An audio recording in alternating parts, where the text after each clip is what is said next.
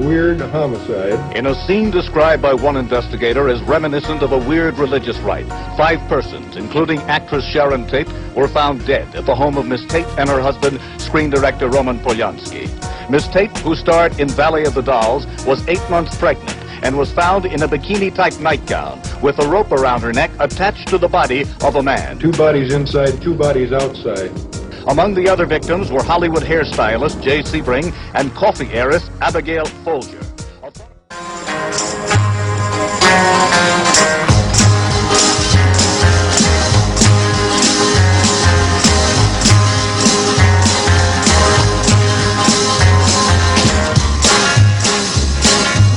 Her name is Sharon Tate. She's today's kind of girl, bursting with youth, beauty, vitality, and hope. The Hope was born 2 years ago at the MGM Studios in Culver City, California, in the offices of producer Martin Ransahan. It began with a contract with Filmways and an intensive program of lessons, study, and training to become a movie star. 2 years later, at the MGM Studios in London, Sharon Tate is reporting for her first motion picture, Eye of the Devil, in which she will star with David Niven and Deborah Carr. The victims are easily picked up. They are wandering teenagers looking for a good time, runaways, skid row bums, paper boys, paper girls. You can go out to the street the day before or the day during, pick up that child, drug him or whoever you want to, get him ready for the ceremony, and at that time, they will slice the person's throat open, pick up the blood in a chalice, because they believe that the power in the blood will add to them. How do you know this? How do you know this? I wasn't the only one who practiced this type So of... have you practiced in going out and picking up people off the street and slicing their throats? Yes, it was the easiest way to And why aren't you in jail? Wait a minute. I want him to say it. As a matter of fact, why didn't they kill him? And why aren't you in jail? Please let him speak. Sharon Tate LaBianca's murder, okay, was a witch's hitting. Sharon Tate wanted out, but the thing is, the Illuminati... What do you mean she wanted out? She was a witch? Yes, she was tired of it. She wanted to get out, but Sharon the thing Tate is... was a witch, okay. But the thing is... You base those allegations on what? On when I was in, myself. I'm not the only one who knows this information. Anybody who was in witchcraft during that time can tell you the same thing. What happened was... That Sharon Tate was a practicing witch? Yes. Okay. As a matter of fact, the Illuminati... I have no information to refute it, so I'm only going on what you're The saying. Illuminati sent Charles Manson in to kill her. If you remember, she was killed. One leg was strung up from the laughter, her hands behind her, her throat sliced open. There was a tarot, 78 cards in a tarot deck. You look at the 12th major arcana one, it looks like the Hangman. That's exactly how Sharon Tate LaBianca was left. Charles Manson did not go into prison. He volunteered to go in. So you're saying that Charles Manson came from this group, the Illuminati? He's one of the most powerful wizards alive today. Okay. And...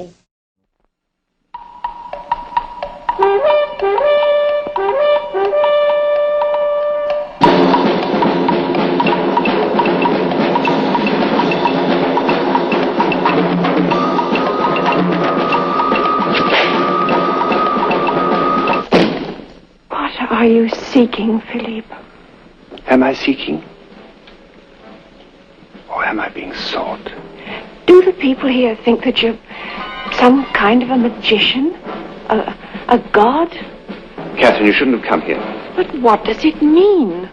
What was that ceremony? Up there in the tower? The people of Bellanac are deeply rooted in the past. Their traditions of worship are ancient. Some of these traditions may seem strange to an outsider. This is no place for a woman. It never has been.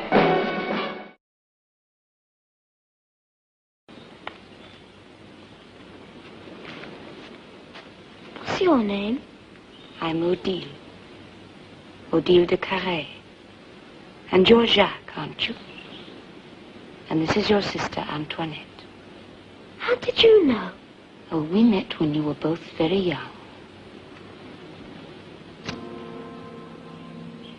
What's this? Tell me, do you believe in magic?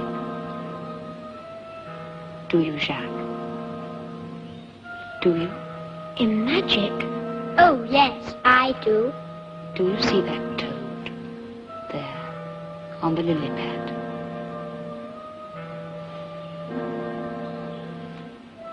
Sitting very still. Yes, yes, I see it. Well, shall we change that toad into a dove? Yes. All right. There. Look! Look! Where is it? There it is. Can't you see it? Flying up in the sky. Look, I can still see it. You're being silly. Now come along inside, children. It's starting to rain. If it does, the rain will not last, Madame. Mama, she changed the toad into a dove. Why won't it last, Odile? These are not life-giving clouds.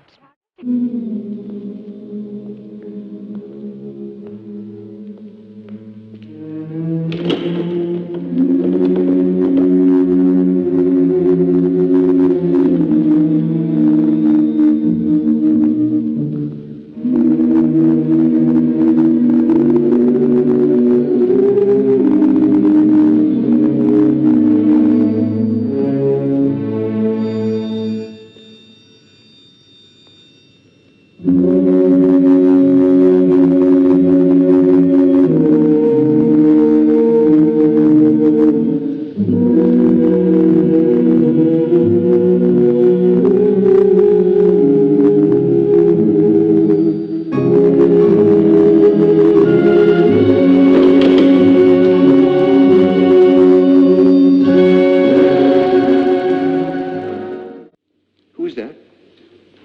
Oh, that, I think, is... Yes, that is Edouard.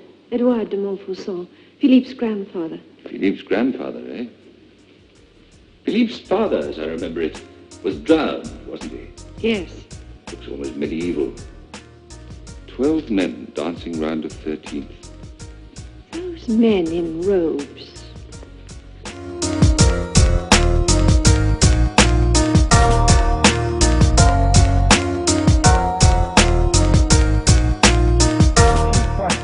Yeah. Go ahead.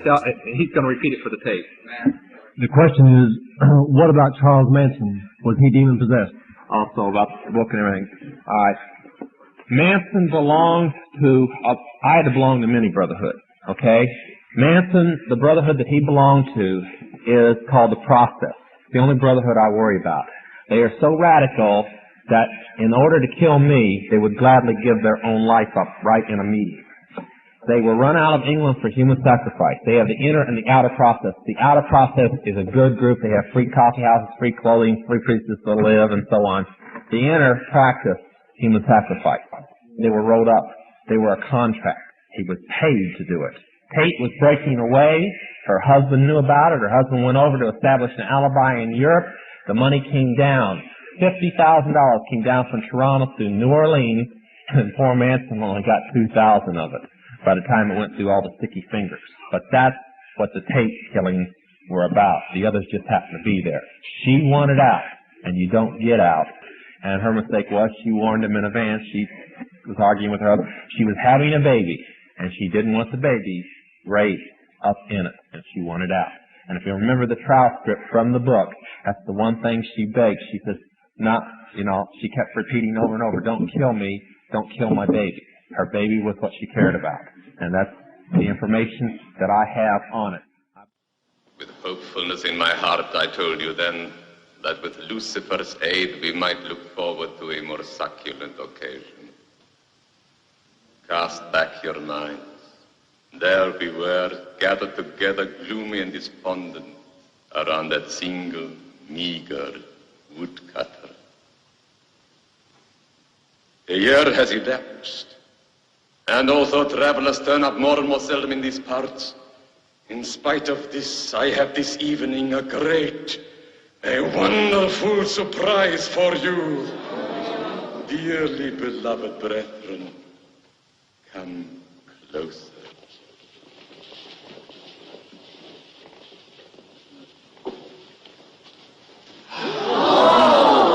This isn't all. This isn't all.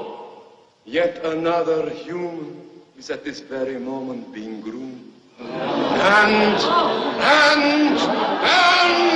2 more humans!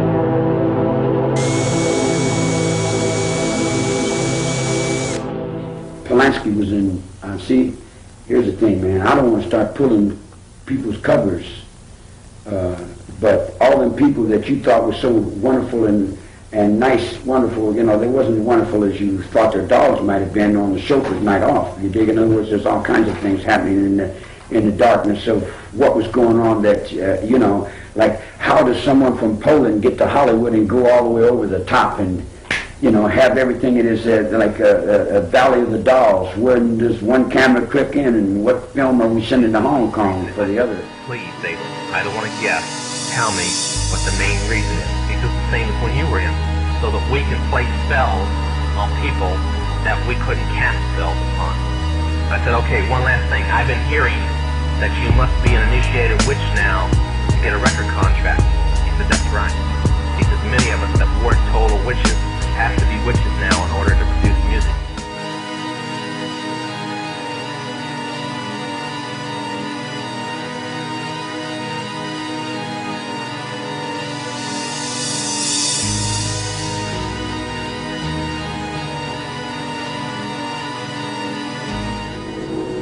They were no longer part of the gentle counterculture. They had begun to live Manson's reality and his dreams, like making it big in the music world.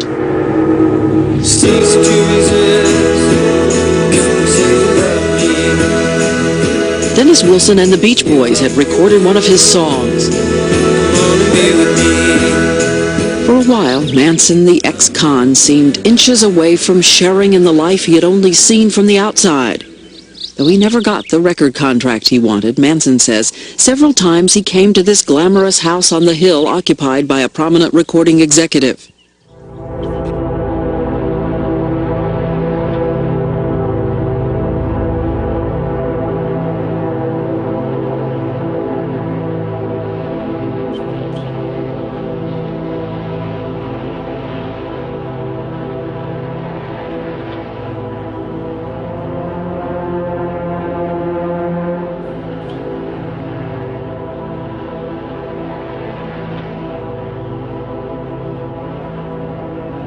You had them thinking you were Jesus Christ. How did you do that? Just being myself. All men are Jesus Christ. Sometimes he would reenact the crucifixion when we were on LSD. And it was very realistic. You mean pretend that he was being nailed? Yeah, and go through the whole thing. And then make the connections of man, son, son of man, you know. What do you think of that? We were born again Christians before we got You believe in a God? Sure. That's not you. Well, sure it's me. Under what circumstances? You believe in God, Charles? Sure, I believe in myself. Why wouldn't I? Which one? Are you Jesus Christ? Which Jesus? There's all kinds of Jesuses. There's a black Jesus down in Florida. He's having a good time. There's a Mexican Jesus in Mexico. I mean, there's all kinds of there's a Jewish Jesus. I mean, Jesus, you know. There's all kinds of Jesus coming back everywhere. And nothing can stop it. It's a consciousness that lives in your mind. You know.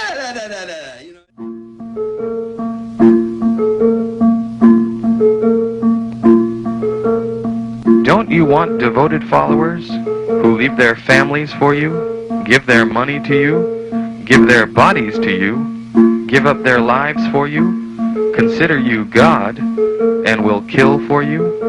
I love you.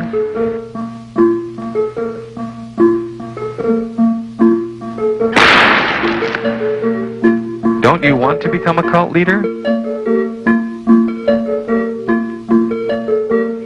Since the death of God, there's been a vacancy open.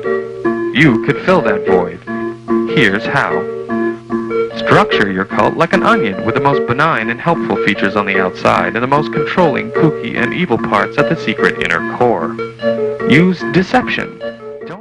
But don't be stupid about it. Start slowly. A good con man takes a little bit of truth and a lot of lies and pulls the wool over the eyes of the ignorant. Induce trance states and self-hypnosis by practicing thought-stopping rituals and repetitive acts like dancing, spinning, singing. We love the leader is love. When I'm not with him, I feel like a schlub. We love the leader is love. When I'm not with him, I feel like a schlub. Over-breathing.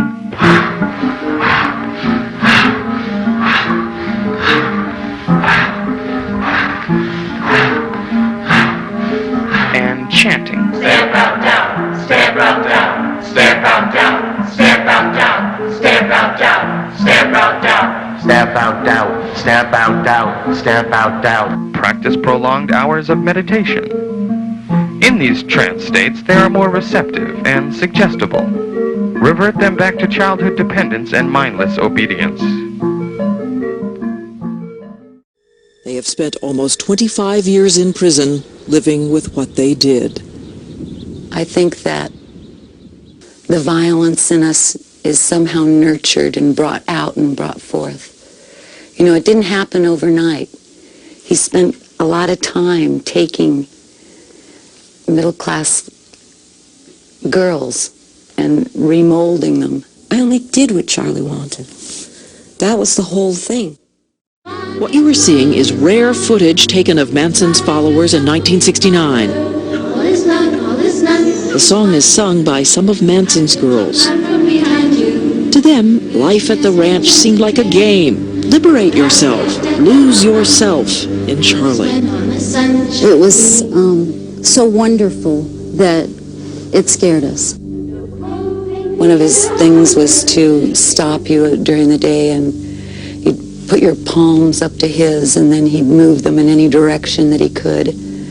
Or he'd make a series of faces and then you were supposed to try to keep up with them. And the whole thing was always geared toward just complete mirroring of him. And they would sit as a group, naked, for countless hours taking acid trips. Manson would pass out the LSD and reinforce his message. You have not made it yet. You have not made it to become me, because I am the perfect one. And that's basically what all of it was about, was taking on his will. And how often was the acid? Well, we took hundreds of trips together, so. And the tales of the nightly group sex. And there was at times basically group sex. But it was always very planned because it was a means of control. When he'd have different men that he was trying to initiate into the family, try to bring them in, he would offer them whatever women he had.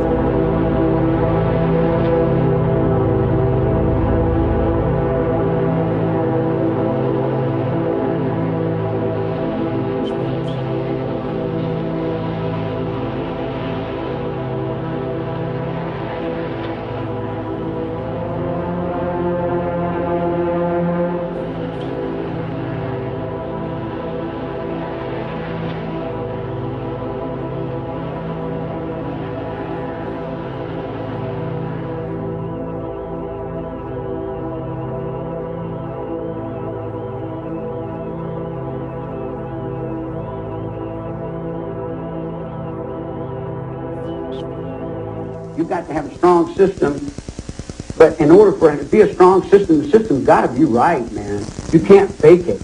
You can't jump up and knock a bunch of people down and say, see how strong we are? That ain't gonna, that's not going to do it. You got to be right. You got to finesse it. You got to have a one world government. You got to have a one world court. There can be no place in the world that you can get away. In the meantime, though, since that is probably a long way away, not as far as you might think. Well, so I'm probably not going to happen next week. Manson was convicted after the gruesome murders of 8 people, including the pregnant Sharon Tate. And after 2 decades of silence, he is talking from his California jail cell, and his words are still every bit as chilling.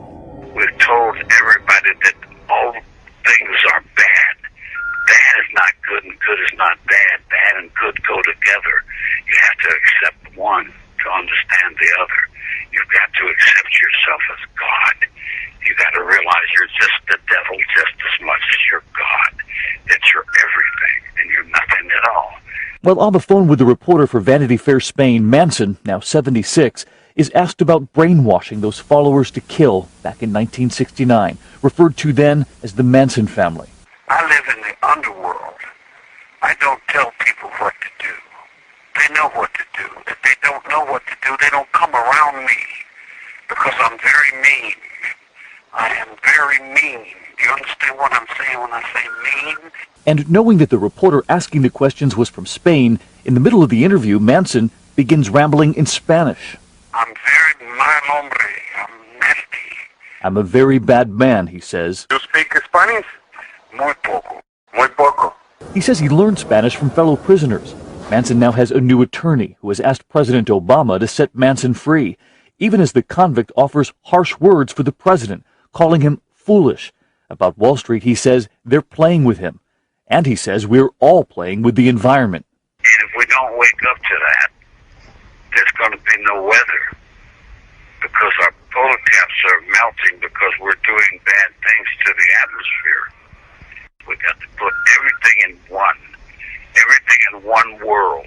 Everything in one world now. If it doesn't come to one world now, there will be no planet. There will be no life on the planet. The irony is not lost there. Manson now talking about life on this planet 40 years after those 8 lives were taken, and he has a new set of followers, believe it or not, who say that his words are not the rantings, the ramblings of a madman. They believe that his cause is the environment now, and believe it or not, there's a new group behind him. Still his voice.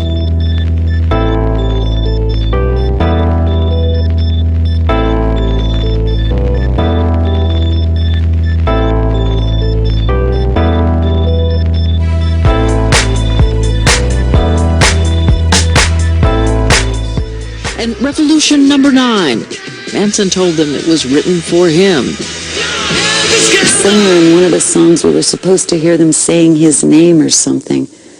And, you know, we'd listen to it over and over and over. Number 9, number 9, number 9. Number 9, number 9.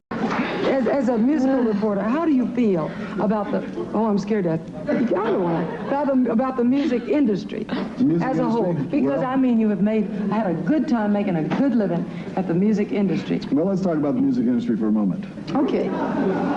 The important word here is industry, not music. That's the key word. It's very big and it's very powerful, and the bigger it gets and the more powerful it gets, the more appealing it becomes to people in government, because they see a vehicle by which they can reach a younger age voter group. And so we have situations like people who want to run for office approaching people who are in the music business to either donate their services for concerts or to endorse candidates. It started to happen during the last bunch of elections, and I'm sure it's going to happen a lot during the next bunch of elections. And every time you see a political figure in the presence of a person from the music business or from television or from the movies, you should smell a rat and get away from it. You mean because you think they've been paid off to support that person, or perhaps they have convictions in that area? There are very few times that I can imagine where convictions will play a part in it, and many times where there is pressure put on the artist, especially in terms of recording artists, where this joining of forces between the music people and the political people are to the advantage of both parties. But now you come back to that very word that Ren used, power.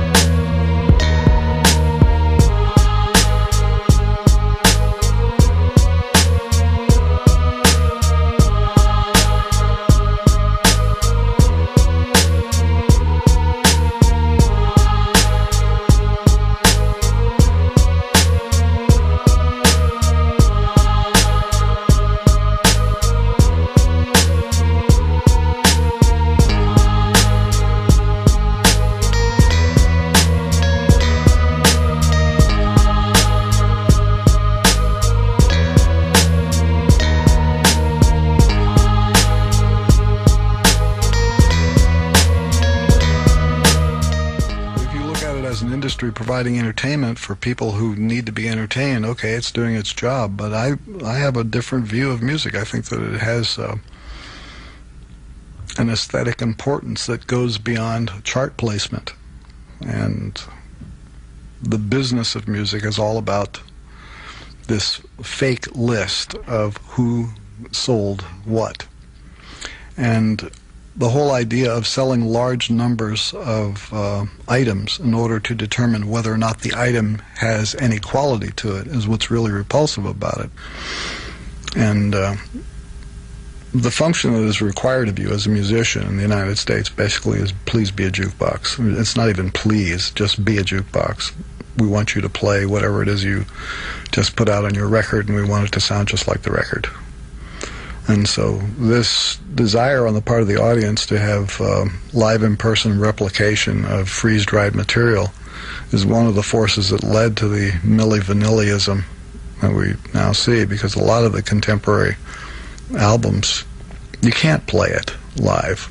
You have to just have a track playing in the background and, fake it all. Musicians will always make music. However, the people who make records are not always musicians. Sometimes they're just plain show people. Or in the case of some of the punk groups, they're guys off the street that were gathered together by a boutique owner.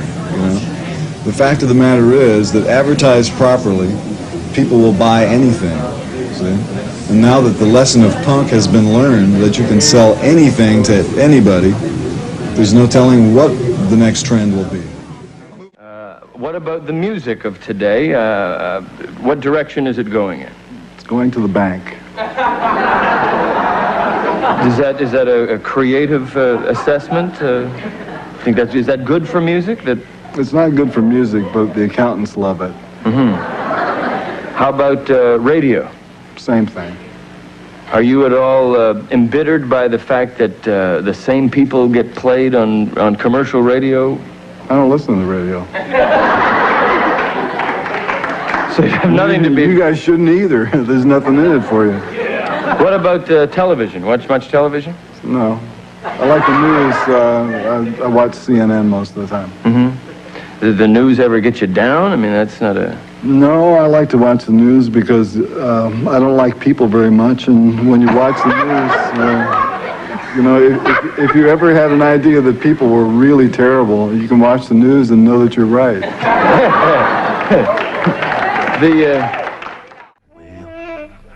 Let's ask ourselves, what was he doing during the war? Politics is the entertainment branch of industry. Well, I was hiding over at Bitburg and... They do more to entertain us than to serve us. It seems that the problem with government as an institution is uniformly bad worldwide. It may be the only thing that binds all nations together, is the incompetence of all of their governments.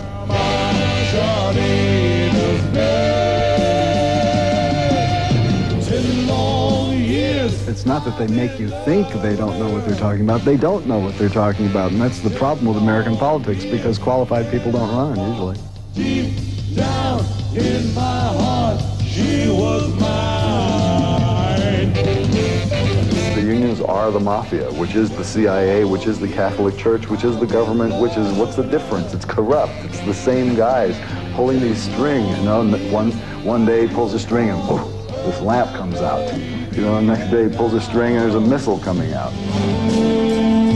The way I look at it, take a look at the people who have been presidents in the United States so far. Could I do any worse? If I didn't know shit from Shinola, could I do any worse?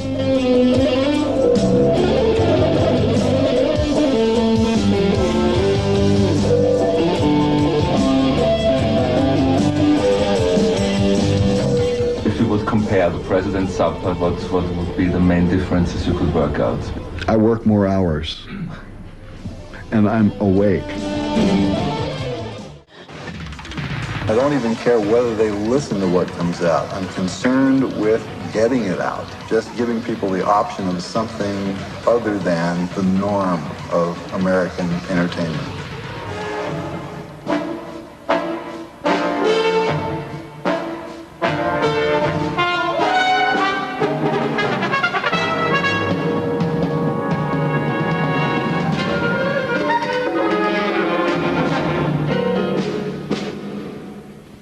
important to even be remembered. I mean, the people who worry about being remembered are guys like Reagan, Bush. These people want to be remembered. And they'll spend a lot of money and do a lot of work to make sure that remembrance is just terrific. I don't care.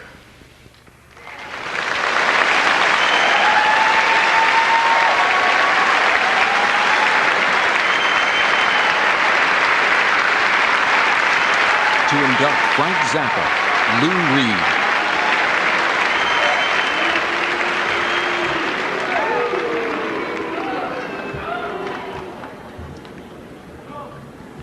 It's very rare in life to know someone who affects things, changes them in a positive way. I've been lucky enough to have known some in my life. Andy Warhol, Doc Pomus, people whose vision and integrity was such that it moved the world a bit. People who, through the articulation of their talents and intelligence, were able to leave things better than they found them. People who were not only not in it for the money, to paraphrase Frank Zappa. Frank Zappa was such a person, and of the many regrets I have in life, not knowing him a lot better is one of them.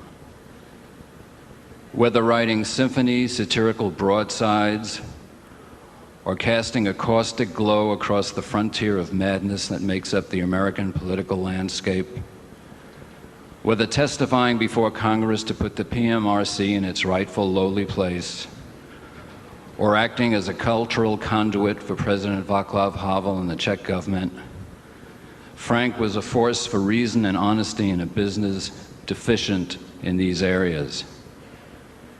As we reward some with money for the amusement they supply to the cultural mass, I think the induction of Frank Zappa into the Rock and Roll Hall of Fame distinguishes the hall as well as the inductee.